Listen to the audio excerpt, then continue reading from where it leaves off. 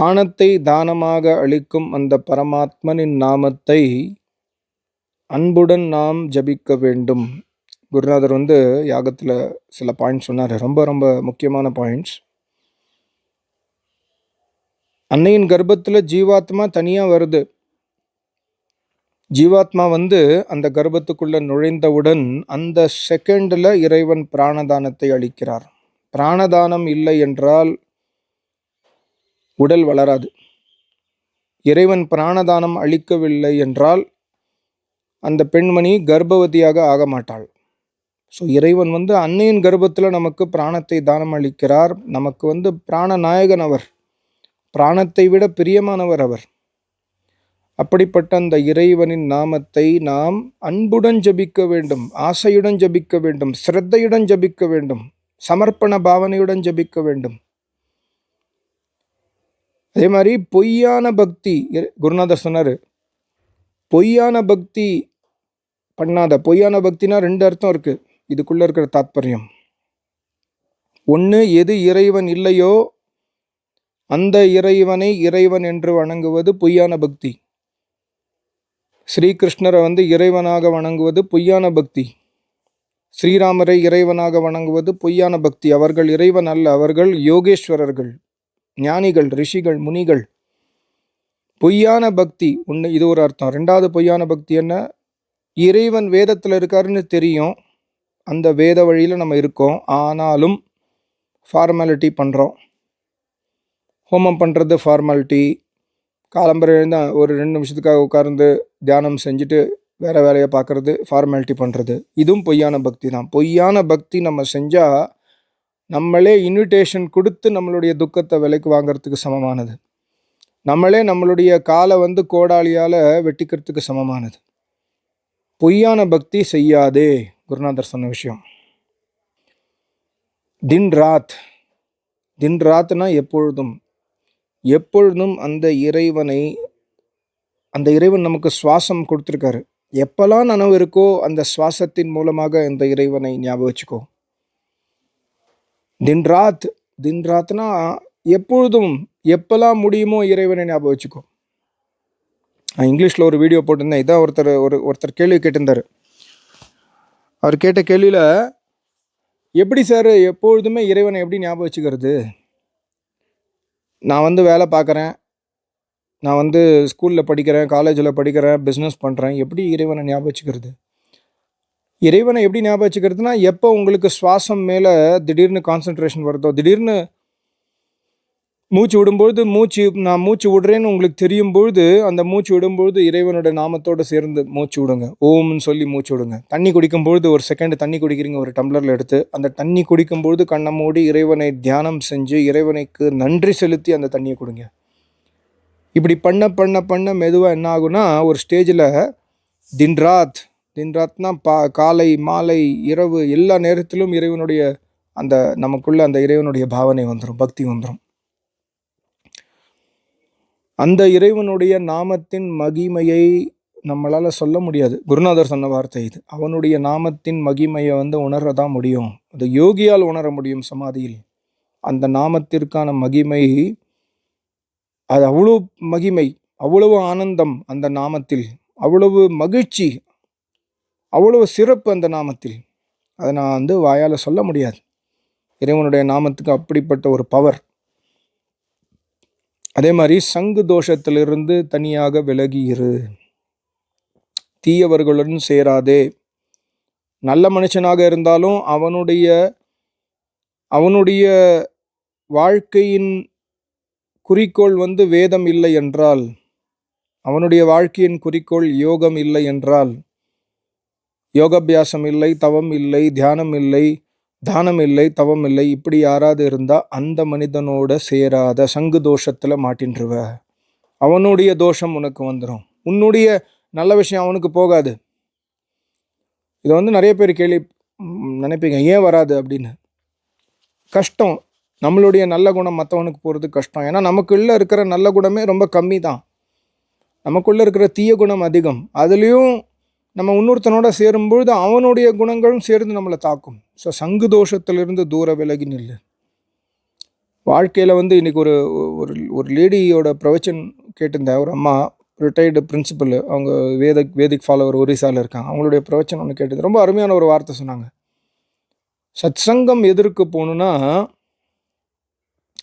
அவர் சொல்கிறாரு, சத்சங்கம் போனீங்கன்னா நீங்கள் உங்களுக்கு இறை பக்தி வளரும். உதாரணத்துக்கு சொல்ல போனால் அவங்க சொல்கிறாங்க, வீட்டை வந்து பூட்டி வச்சுட்டு, இல்லாட்டி வீட்லேயே இருக்கீங்க, வீட்டை பூட்டி வச்சுட்டு வெளில உட்காந்துருக்கீங்க, ஒரு நாள் வீட்டுக்குள்ளே போகல, 2 நாள் போகல, வெளியில் வேறு எங்கேயோ இருக்கீங்கன்னா 2 நாள் கழித்து பார்த்தா சுத்தமாக பெருக்கி தொடச்ச வீட்டில் தூசி இருக்கும். தூசி வருவதற்கு எந்தவித அந்த எஃபர்ட்டும் நம்ம போட வேண்டாம். தூசி ஆட்டோமேட்டிக்காக வந்துடும். தீய குணம் வருவதற்கு நமக்கு எஃபர்ட்டே தேவையில்லை. தீய குணம் வருவதற்கு நம்ம அந்த நம்மளுடைய பாதையில் இல்லாதவனோட சேர்ந்தா போகிறோம். நல்ல குணம் வருவதற்கு தான் எஃபர்ட் போடணும். பெருக்கிறதுக்கு நமக்கு எஃபர்ட் வேணும். வேக்யூம் கிளீனர் பண்ணணும், பெருக்கணும், துடைக்கணும், இது எஃபர்ட்டு. ஆனால் அழுக்கு வரத்துக்கு எஃபர்ட்டே கிடையாது. ஸோ அதனால் குருநாதர் சொன்னது, சங்கு தோஷத்திலிருந்து விலகி நில்லு. கடைசியாக வந்து குருநாதர் ஒரு வார்த்தை சொன்னார். இது வந்து நேத்தி சொன்ன இன்னி சொன்ன பிரவச்சனம் இல்லை. ஒரு வாரம் முன்னாடி சொன்ன விஷயத்த நான் நோட் பண்ணி வச்சுருந்தேன். ஹிந்தியில் சொன்னேன்னு நினைக்கிறேன். குருநாதர் சொன்னார், துக்கத்தின் மூல காரணம், துக்கத்தின் ஜடம், துக்கத்தின் அடி வேறு மோகம். மோகம்னா 2 அர்த்தம் இருக்குது. ஒன்று மூடத்தனம், இன்னொன்று மோகம்னா அட்டாச்மெண்ட். இது ரெண்டுமே, மூடத்தனமும் சரி அட்டாச்மெண்ட்டும் சரி, துக்கத்தின் வேறு, ஆணி வேறு வந்து மோகம். துக்கத்திற்கான ஆணி வேறு மோகம். ஸோ அட்டாச்மெண்ட்டை விட்டுரு, மூடத்தனத்தை விட்டுரு, அவித்யாவை விட்டுரு. அவித்யாவிலிருந்து வித்யாவுக்கு என்ன போகிறதுக்கான வழியை தேடு. இது குருநாதர் சொன்ன விஷயம். இன்னொரு அந்த பெண்மணி சொன்ன பாருங்களா, அவங்க வந்து ஒரு அருமையான ஒரு வார்த்தை சொன்னாங்க. அவங்க இல்லை, இன்னொருத்தருடைய ஒரு பிரவச்சனம் கேட்டிருந்தேன். அவர் தாத்தா ஒருத்தர், அவர் யோகாபியாசம் பண்ணுறாரு ரொம்ப வருஷமாக. அவர் வந்து ஒரு வார்த்தை சொன்னார், இந்திரி சையம், பிரம்மச்சரியம் எவ்வளவு முக்கியம் வாழ்க்கையில். அவர் பிரம்மச்சாரி. அவர் சொல்கிறாரு, இந்திரி சையம். யார் ஜிதேந்திரியன்? யார் ஜிதேந்திரியன்னா, லாபம் ஏற்பட்டால் சந்தோஷம் இல்லை, நஷ்டம் ஏற்பட்டால் துக்கம் இல்லை. சாப்பாடு வந்து சரியான சாப்பாடு கிடைக்கல, சாப்பாட்டில் டேஸ்ட் இல்லை, உப்பு இல்லை, உரப்பு இல்லை, அப்பையும் துக்கம் இல்லை. ரொம்ப ரொம்ப அருஞ்சுவை சாப்பாடு, ஸ்வீட்டு, காரம், காஃபி எல்லாம் போட்டு நமக்கு அருஞ்சுவை சாப்பாடு கொடுக்குறாங்க. அந்த சாப்பாடு சாப்பிடும்பொழுது ப்ளஷர் கிடையாது, மகிழ்ச்சி கிடையாது. சரிசமமாக இருப்பவன். அதே மாதிரி வந்து ஸ்பர்ஷம், பெண்ணுடைய ஸ்பர்ஷத்தை பண்ண ஆண்மகனுக்கு சந்தோஷம். ஆனால் ஜிதேந்திரன் எப்படி இருப்பான்? ஆப்போசிட் ஜிதேந்திரியன் ஆணாக இருந்தாலும் சரி, பெண்ணாக இருந்தாலும் சரி, ஆப்போசிட் செக்ஸை வந்து தொடும் பொழுது அவனுக்கு அதில் சந்தோஷம் வராது.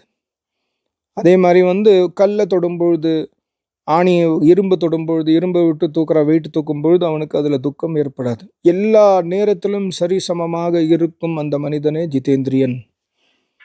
இன்பத்துன்பம் வந்தாலும் சரி, லாப நஷ்டம் வந்தாலும் சரி, கசப்பான விஷயங்கள் நடந்தாலும் சரி, எந்த சிச்சுவேஷன்லையும் தன்னுடைய தைரியத்தை தொலைக்காதவன், எந்த சிச்சுவேஷன்லையும் ஆனந்தம் அடையாதவன், அதிகமாக ஆனந்தம் அடையாதவன்னா இந்த மாதிரி ஆனந்தம், இந்திரிய ஆனந்தத்தை அடையாதவன்.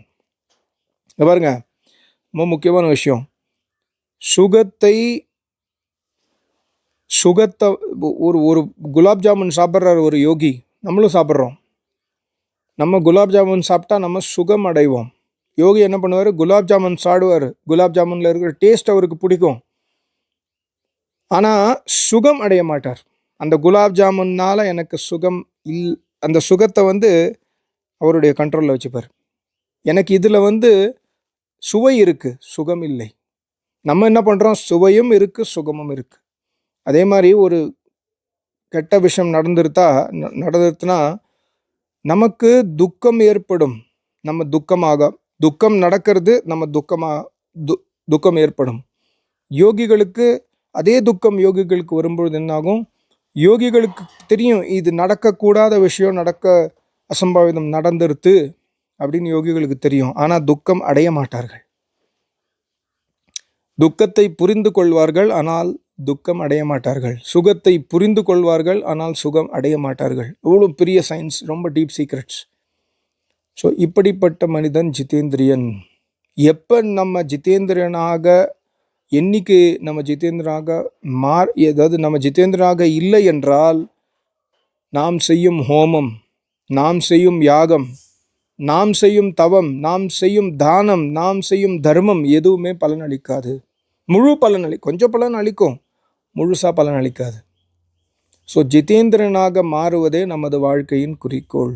இதுக்கு ஒரு உதாரணம் சொன்னார் அந்த தாத்தா, ரொம்ப ரொம்ப அருமையான உதாரணம். அவர் சொல்கிறாரு, இங்கே ரொம்ப கோல்டாக இருக்குது. அவர் சொல்கிறாரு,